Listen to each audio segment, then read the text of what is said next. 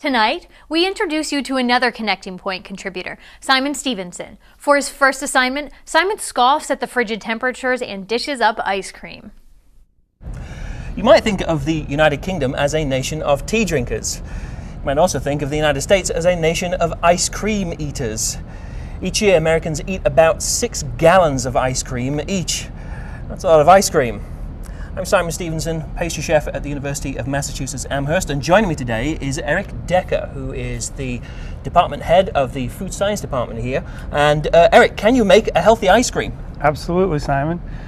Most of the time when you're worried about ice cream and whether it's healthy or not, it depends on the fat content of the ice cream. Okay, so how can we reduce that fat content? You could use different kinds of milk or cream in your base. You could use a skim milk if you wanted no fat in the ice cream, or you could use cream if you wanted high amounts of fat in the ice cream. And can we reduce the sugar in the eggs? You could actually use different levels of sugar depending on your preference. You could use different types of sugars, and you could even use artificial sweeteners. So your job is really looking at how food science impacts the kinds of foods that we eat and how to make them healthier? Right. What our department really focuses on is how can we improve the nutrition of our food supply so our nation becomes healthier. Okay, including being able to eat healthy ice cream. Exactly. Okay, great. Well, we're going to make some ice cream right now.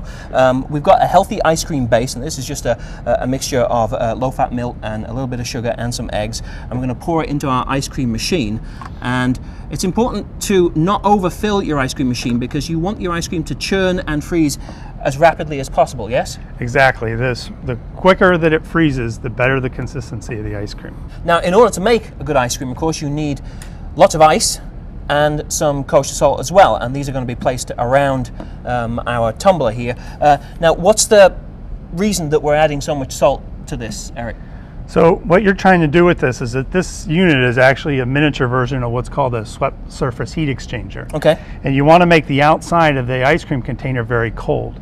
So by using the combination of ice and salt, the salt will actually make the ice colder than the ice cream mix, below the freezing point of the ice cream mix. Okay, so even so salt melts ice, it actually makes its melting point lower? It makes the ice colder. Okay. And then what happens is that the paddle goes around and the ice cream freezes on the surface of the mixer, and then it scrapes that frozen ice cream off and reintroduces the unfrozen ice cream back to the surface where it can then freeze. Terrific. All right, great. Let's make some ice cream.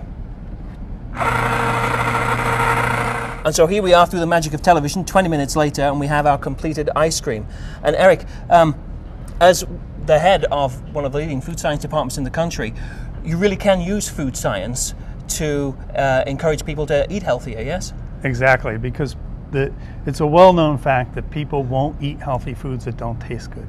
So if we can develop the technologies to make foods taste great and yet be healthier, this really can change the health of our nation. Great. Well, listen, Eric, thanks ever so much for joining us. Appreciate it.